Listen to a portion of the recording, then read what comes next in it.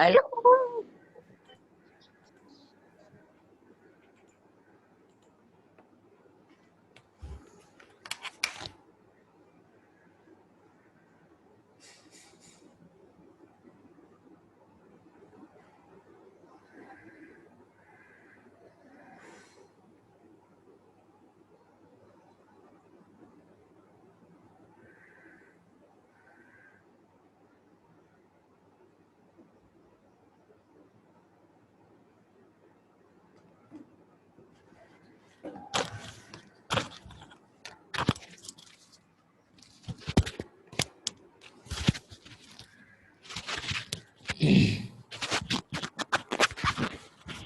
Hello, good morning everyone.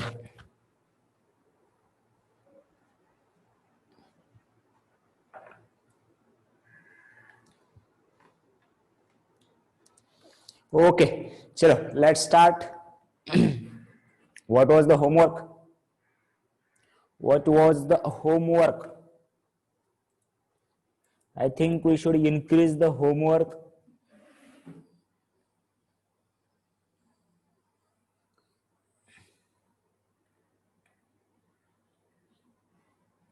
के आणला ये रे अजिंक्य ये. येस, 8 स्टार्टची आज नोटीस तुम्हाला ग्रुप वरती भेटेल आणि वेगळा ग्रुप तयार करून 8th क्लासचे लेक्चर चालू करण्यात येत आहेत. राईट, जस्ट आज ग्रुपवर तुम्हाला नोटीस येईल 8th क्लासची. Okay,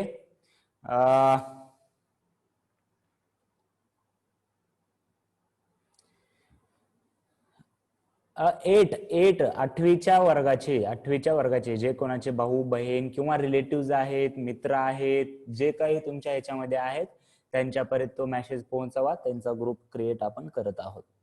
right, okay. 8वीला मी अजून जास्त वेळ असल्यामुळे बऱ्यापैकी मी सीबीएसईचा सिलेबसच कव्हर करतो, टीच करत असतो. राईट, सध्या तुम्हाला बोर्डाचं हे असतं त्यामुळे मी जास्त दुसरीकडे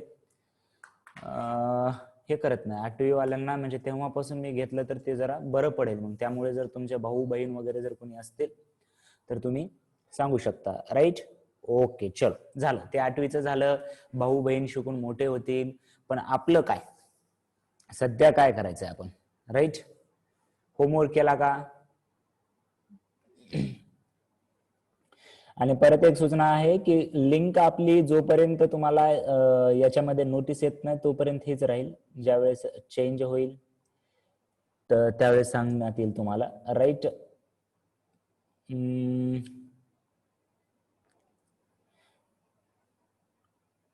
yes, okay, very good. 78 roll नंबरने होमवर्क केला का? 78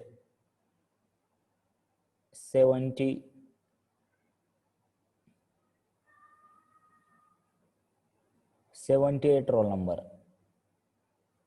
स्कूल अजून पूर्णपणे स्टार्ट झाले नाहीत. असा अंदाज आहे की नेक्स्ट मंथ पासून थोडंफार सूट भेटू शकते, थोडी फार. अजूनही तुमच्या आशा मला बंद करायच्या नाहीत, पण it is a reality. Right, so जे कोणी मला वाटते आता त्यांना जरी विश्वास आला असेल, जे कोणी लसीच्या ह्याच्यावर बसले होते किंवा हे 15 दिवस लॉकडाऊन आहे म्हणून बसले होते. राईट, काही जण असा पण विचार करतायत, ते पण सांगतो मी. राईट, मी म्हणलं ना क्लास ऑफलाईन ते मला सांगताच येणार नाहीये कारण मला भविष्यवाणी येत नाही. ओके, हा, प्रोबॅबिलिटी सांगू शकतो मी, ते आधीपासून सांगतोय मी. ओके, की म्हणे सर शैक्षणिक वर्ष जानेवारी पासून सुरू होणार आहे, मग आताच काय शिकायचंय किंवा सिलेबस कोणाकोणाला वाटतं एवढा कमी करून अजूनही कमी करणार आहेत. मला त्यांच्यावर हसू येतं मित्रांनो. म्हणजे जर ह्यांना जर काय करायचं नेमकं तेच माहिती नाहीये. म्हणजे शैक्षणिक वर्ष जर जानेवारी पासून सुरू झालं तर तुमचा मार्च टू डिसेंबर प्लेअर जो टाइम आहे तुमच्या लाईफ मधला, जो की खूप इम्पॉर्टंट आहे तुमच्या करिअरच्या ह्याच्यामध्ये घडवण्यामध्ये, ते तुम्ही म्हणजे नष्ट करून टाकणार का? म्हणजे तुम्ही नाहीच जगलात असं समजणार का स्वतःला? राईट, सो ज्या यांनी चाललंय आपण त्याच वेने जायचंय. एक्झाम तुमच्या बोर्डाच्या ठरलेल्या वेळेतच होऊ शकतात कारण पुढे 11वीला वगैरे ऍडमिशन प्रोसेस वगैरे करायची असते. थोडंफार जर मागे पुढे झालं तर तेव्हा त्या वेळेनुसार बघूया, राईट. पण असे जर कोणाला जर भीती वाटत असेल, काही वाटत असेल, मला तर अजून राहून राहून वाटते की तुम्हाला एक्स्ट्रा करण्यासाठी खूप टाइम आहे. So do it, this is a time. याच्या नंतर तुम्हाला असा टाइम भेटणारच नाही, हेच लक्षात घ्या. एवढा फ्री टाइम तुम्हाला याच्यानंतर भेटणारच नाही आयुष्यात. म्हणतो आयुष्यात दुसरा कोरोनाच यावं लागेल त्याला, राईट. ओके, सो त्याचं इम्पॉर्टन्स लक्षात घ्या आणि व्यवस्थित सॉल्व्ह करा. एक्झाम वगैरे कॅन्सल नाही होत, राईट. आता आपले संपत आलं ना, आता सांगाल का झूम डाउनलोड करायला. ठीक आहे, ओके, चलो let start the question number 2. Prove करायला सांगितलं होतं मी. क्वेश्चन नंबर 2 काय आहे प्रॅक्टिस सेट मधला. In the figure triangle ORS is an equilateral triangle. Prove that timber. Right? Okay.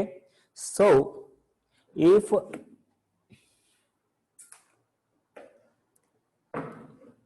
we draw the diagram,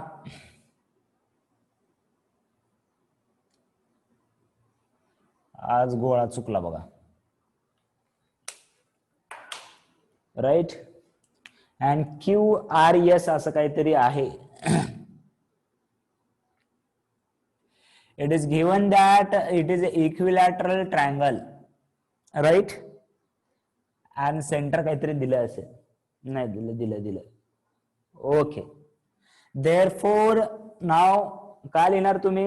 triangle QRS is an equilateral triangle.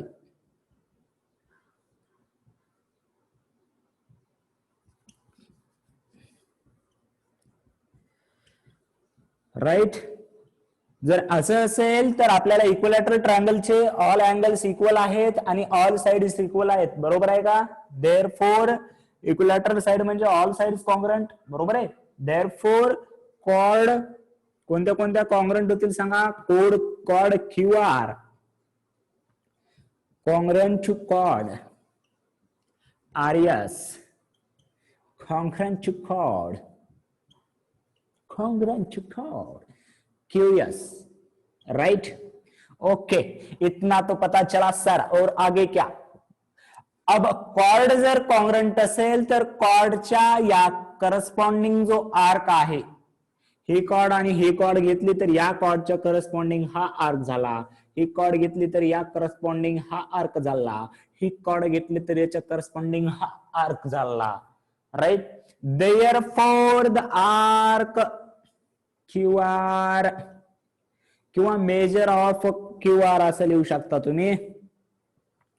Major of arc QR is equal to measures of arc RS is equal to measures of arc QS. Reason कोण सांगेल मला याचं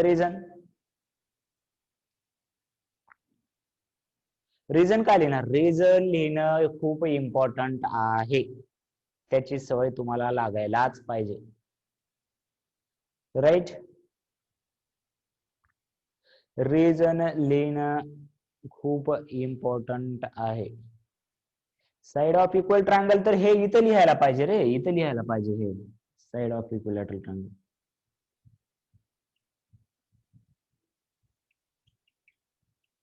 ते इथंच लिहिलं त्यामुळे मी इथं लिहिलं नाही, पण इथं reason arc corresponding to congruent chord. Very good, right Swapnil.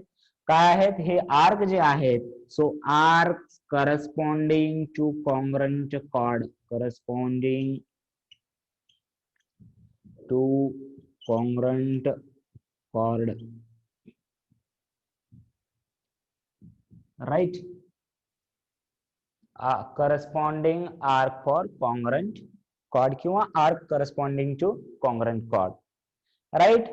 तर हे तिन्ही कॉर्ड जर इक्वल असतील, let suppose this major of arc QR is X किंवा विदाउट X पण कॅल्क्युलेट करू शकता. X कन्सिडर करून जर तुम्हाला सोपं जात असेल तर कसं करा. काय measure of arc, let measure of arc QR is equal to x degree.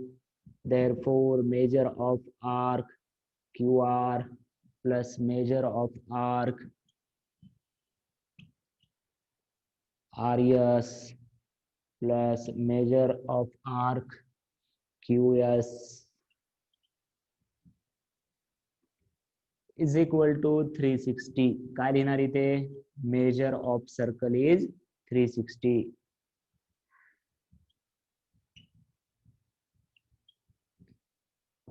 Right. तुम्हाला हे प्रॅक्टिस करायचंय. बरेच विद्यार्थ्यांना हे प्रूव्ह करता येतं, पण जेव्हा मी थेअरीचा पेपर घेतो तेव्हा पाहतो रिझन बरोबर लिहिलेलं नसतं, 2 स्टेप मध्ये उत्तर आलेलं असतं, मार्क पूर्ण भेटणार नाहीत. लक्षात घ्या. हे लगेच मी तोंडी उत्तर सांगू शकतो, ह्या साइड इक्वल आहेत म्हणजे हे प्रत्येक कॉर्ड इक्वल असला पाहिजे, मग 360/3 एकाची बेरीज 120 आली पाहिजे. तोंडी आन्सर आहे 10वीच्या मुलांसाठी. बट बरोबर आहे. Very good. याच्यामध्ये असं लिहिता आलं पाहिजे विथ रिझन. आणि हे केव्हा येणार? मी कितीही बोंबललो तरी येणार नाही. कसं येणार? तुम्हाला प्रॅक्टिस करायचंय. Right. Okay, so we consider that this is a x, therefore x plus x is equal to 360 degree. 3x is equal to 360 degree. X is equal to 360/3, that is 120 degree. तर एका आर्कची आपल्याला 120 degree आली. आपल्याला second याच्यामध्ये find करायला सांगितलं होतं की major of arc QRS. Therefore, measure of arc QRS is equal to measure of arc QR plus measure of arc RS. and हे दोन्ही 120 आणि 120 आलेला आहे. therefore 240. इथे फायनल therefore म्हणून आन्सर लिहा. therefore म्हणून फायनल आन्सर लिहा. therefore काय लिहिणार तुम्ही?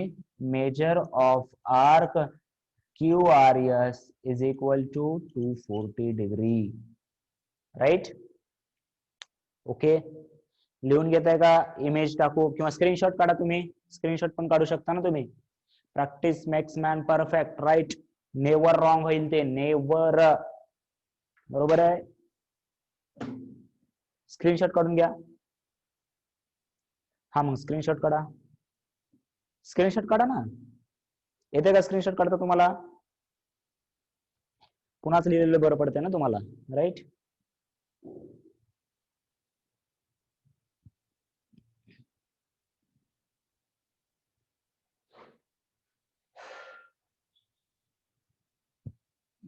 Okay, chalo, very good. So question number 3. Again question number 3, very simple. बघा, सर्कल प्रॉब्लेम लेंदी आहे. सॉरी, चॅप्टर म्हणायचं मला.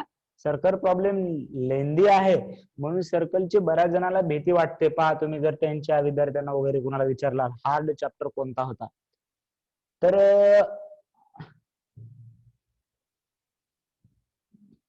असं वाटू शकतं की सर्कल, पण एकदम प्रॉब्लेम सिंपल आहे जर तुम्हाला समजत असेल ना तर. आणि आपल्याला पुढचा काही पार्ट तर आपल्याला सिलेबस मधूनच करण्यात आला आहे, जो की आपल्याला पुढे चालून पण उपयोगात येणार नाही. So we can leave it directly. 3 sir homework द्या. हिंट. क्वेश्चन नंबर 3 करता होमवर्क.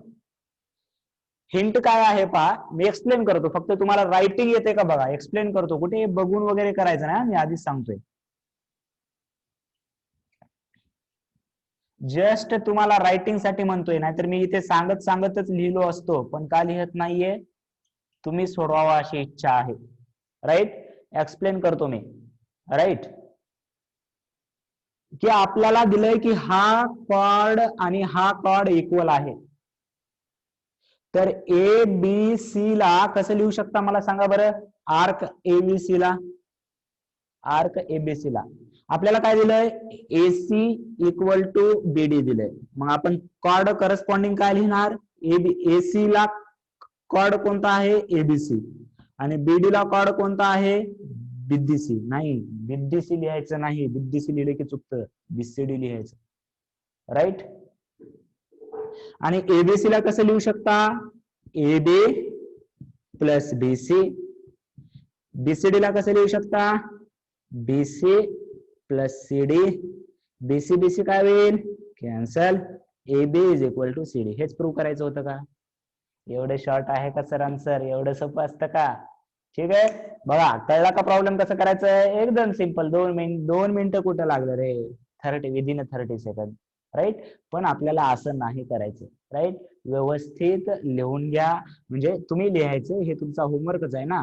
सो इथे लिहिणार की given AC cod AC congruent to cod bidi, therefore measure of arc ABC congruent to measure of arc BCD. इथे reason लिहिणार कॉड corresponding to congruent arc.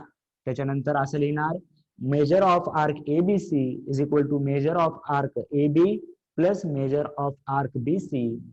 आणि measure of BCD ला लिहिणार measure of arc BC plus measure of arc CD. and from equation 1 and equation 2 3, बरोबर आहे, from 1 2 3 we can write दिस.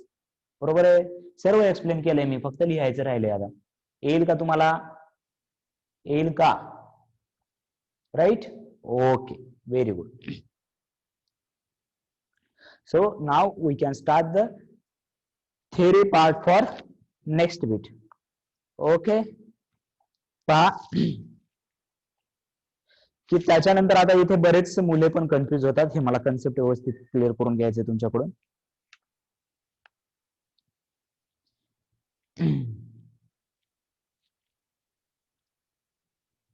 बघा, हे तुम्ही थेरम पण पाहिला असेल 9th मध्ये वगैरे, 8th मध्ये किंवा स्कॉलरशिप मध्ये.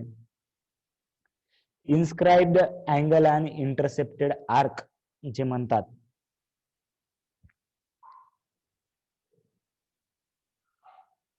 बघा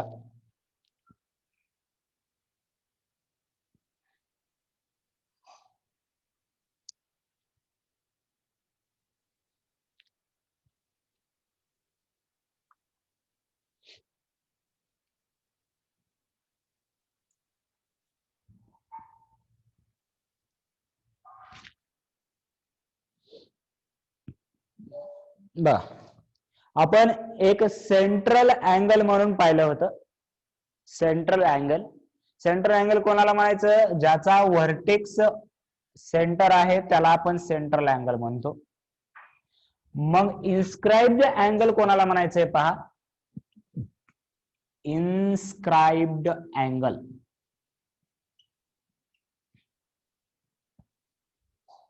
suppose the vertex of angle lies on the circle. बघा, सेंटर म्हणलं नाही, वर्टेक्स कुठे असला पाहिजे? सर्कल वरती असला पाहिजे. Okay, and the arm of angles, arm म्हणजे हे झाला वर्टेक्स अँगलचा, याला काय म्हणतात? व्हर्टेक्स म्हणतात, बरोबर आहे. आणि या काय झाल्या? आर्म झाल्या, बरोबर आहे. And arm of angle cut the circle into two किंवा intersect the circle in 2 distinct point. Right? So this angle ABC, angle ABC is called as inscribed angle. पहिली कंडिशन काय आहे? व्हर्टेक्स तर सर्कल वरती असलाच पाहिजे. मग हा अँगल चा व्हर्टेक्स सर्कल वरती आहे, याला इन्स्क्राइब्ड अँगल म्हणणार का? याला इन्स्क्राइब्ड अँगल म्हणणार का? याला इन्स्क्राइब्ड अँगल म्हणणार का? उत्तराची वाट बघतोय मी.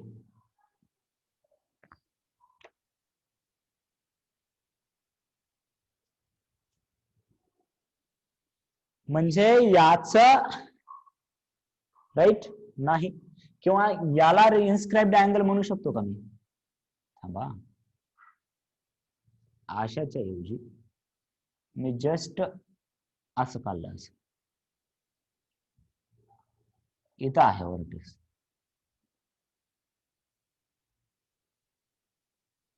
नाही का? नाही का? नाही, कारण व्हर्टेक्स आहे म्हणणारे कोण आहेत? ते नाही, कारण दिसत नाहीये का तुम्हाला? हे याच्यामध्ये मी गॅप ठेवलाय. याचा व्हर्टेक्स सर्कल वरतीच पाहिजे. इथं हे दोन ह्याच्यामध्ये कट व्हायले, पण याच्यामध्ये हे जो व्हर्टेक्स आहे तो कशावरती पाहिजे?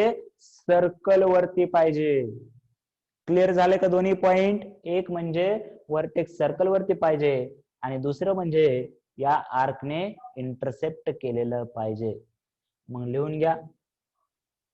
राईट, ओके, लिहून घ्या. डायग्राम काढा आधी.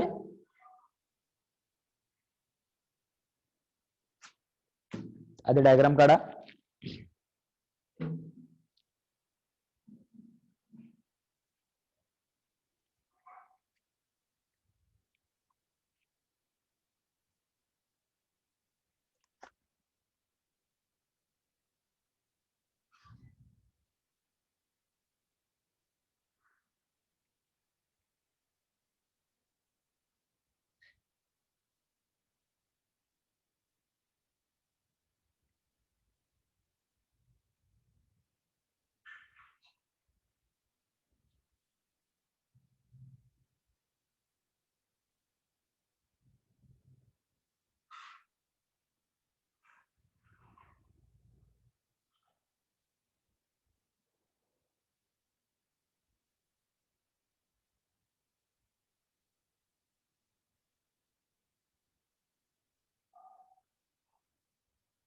डायग्राम काढली का? डायग्राम काढली का आधी?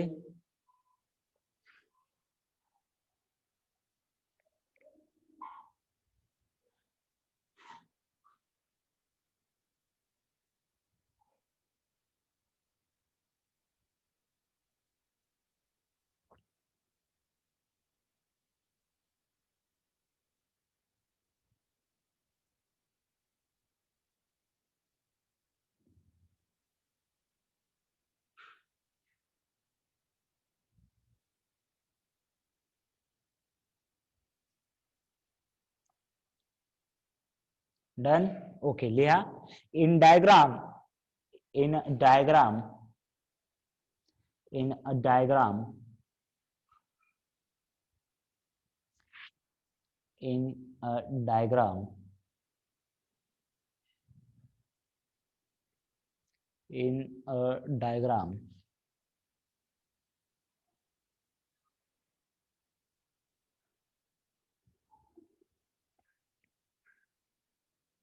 in a diagram,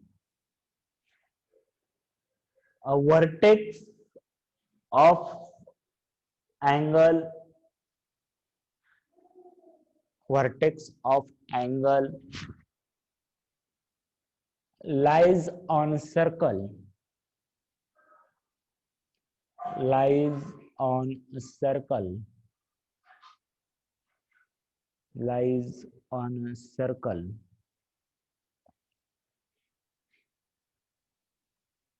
and the arms, and the arms, and the arms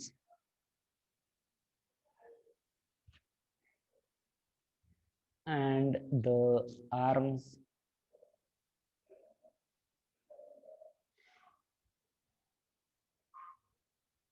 and the arms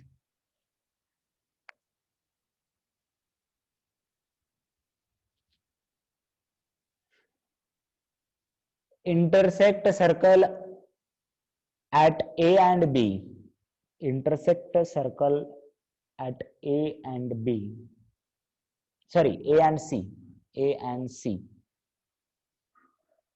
A and C. बघा परत एकदा सांगतोय. The vertex of an angle lies on the circle and arms of angle intersect circle at A and C. Such an angle is called as inscribed angle. Such an angle is called as inscribed angle.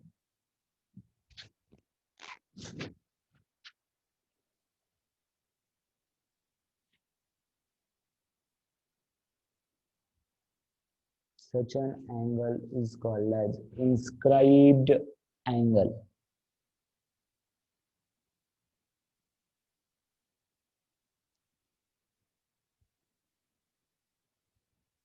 Therefore, angle ABC is an inscribed angle. Angle ABC is an inscribed angle.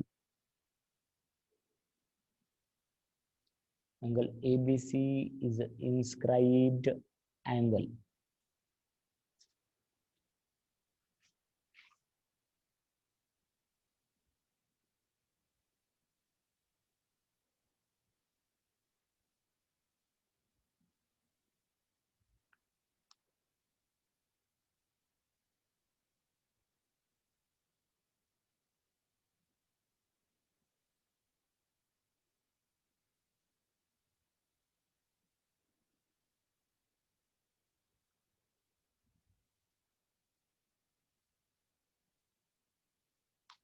Okay done. आता त्याच्यानंतर एक आहे intercepted arc. Intercepted arc. Intercepted arc म्हणजे काय पहा, लक्ष द्या.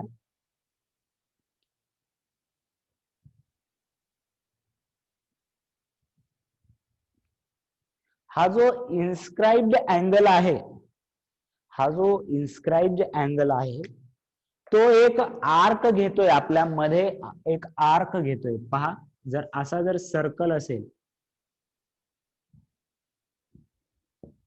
तर हा जो अँगल आहे तो या अँगल मध्ये एक आर्क इंटरसेप्ट झाला असं म्हणता येईल. या अँगलने हे एक इंटरसेप्ट आर्क केलेला आहे आणि या आर्कला, या अँगल मध्ये जो आर्क आहे त्याला इंटरसेप्टेड आर्क म्हणायचंय. फॉर एक्झाम्पल, इफ सर्कल असा आहे आणि अँगल असा आहे, एक्स वाय झेड. इंटरसेप्टेड आर्कचं नाव सांगा मला. इंटरसेप्टेड आर्कचं नाव सांगा. इंटरसेप्टेड आर्कचं नाव सांगा मला. इंटरसेप्टेड आर्क कोणता आहे? X Z. वाय झेड नाही, एक्स झेड. हे वाय आहे ना इथे, वाय झेड कसं काय इंटरसेप्ट? या अँगलच्या मध्ये इंटरसेप्ट कोण झालाय? आर्क म्हणतोय मी. आर्क कोणता? X Z. Right. If I draw like this, तर इंटरसेप्टेड आर्कचं नाव सांगा मला. इंटरसेप्ट हा इन्स्क्राइब्ड अँगल आहे का आधी ते सांगा मला. इंटरसेप्ट हा इन्स्क्राइब्ड अँगल आहे का? इन्स्क्राइब्ड अँगल नाहीये. Very good. तरी पण एक आर्क मात्र इंटरसेप्टेड आर्क आहे. आपल्याला इन्स्क्राइब्ड अँगलची गरज नाही, इंटरसेप्टेड आर्क तर आहे ना.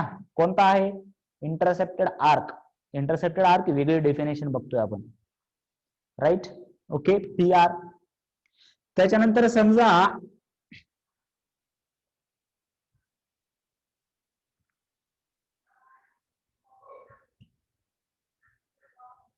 आता सांगा कोणाला इंटरसेप्टेड आर्क म्हणणार तुम्ही? कोणाला इंटरसेप्टेड आर्क म्हणणार आता?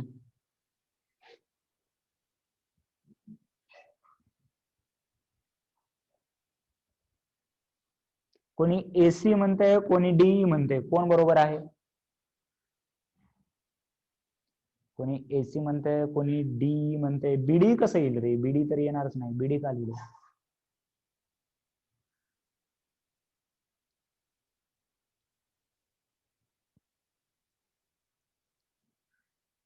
बोथ. राईट. Very good. हे दोन्ही आर्क इंटरसेप्टेड आहेत. या अँगल मध्ये जे आर्क येतील हे दोन्ही आर्क इंटरसेप्टेड आहेत. म्हणजे कुठे एक आर्क इंटरसेप्ट असेल, कुठे दोन आर्क इंटरसेप्ट असतील. It depends upon the how angle is form. हा अँगलचा व्हर्टेक्स बाहेर गेलाय, हा पण इन्स्क्राइब्ड अँगल नाहीये. बट इथे ए सी अँड ई डी असे दोन इंटरसेप्टेड आर्क तयार झालेले आहेत.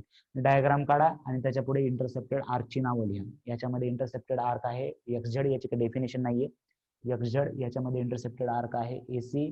त्यानंतर इथे आहे पी आर, इथे आहे AC and AD. Right. Okay. I am starting the new meeting again.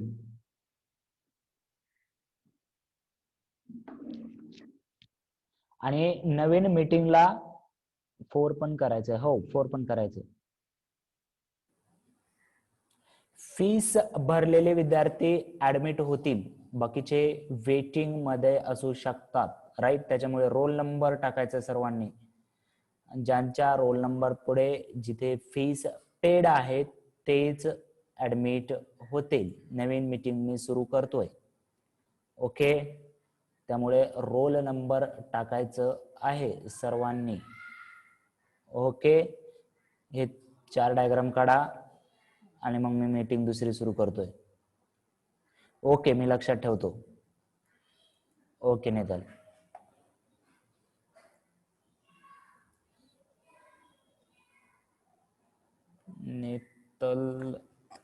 Okay.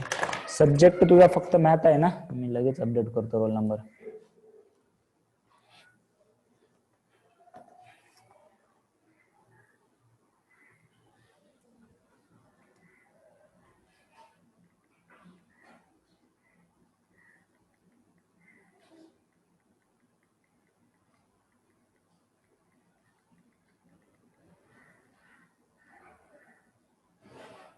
Okay ठीक आहे. एंड करतोय मी. रोल नंबर सहित जॉईन करायचंय.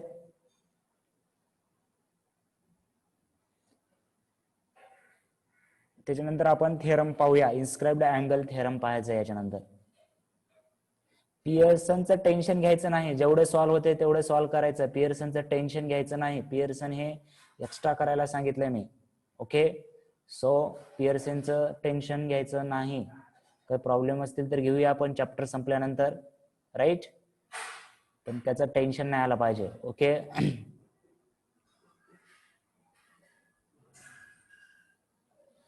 सीडी कसं येणार रे? सीडी आर्क हा अँगलच्या मध्ये आहे का? आर्क मधला घ्यायचा असतो, बाहेरचा नाही. इंटरसेप्टेड आर्क म्हणजे. राईट. तरी पण काही प्रॉब्लेम असतील, काही जर कन्सेप्ट असेल तर विचारू शकता तुम्ही. No problem. फक्त अभ्यास करा व्यवस्थित. ओके. अभ्यासामध्ये तुम्ही कमी नाही पडलं पाहिजे. मला फिजिकली असला तर माझ्या कॉन्टॅक्ट मध्ये असतात दररोज, त्याच्यामुळे मी चेक करत असतो. पण सध्या पॉसिबल होत नाहीये.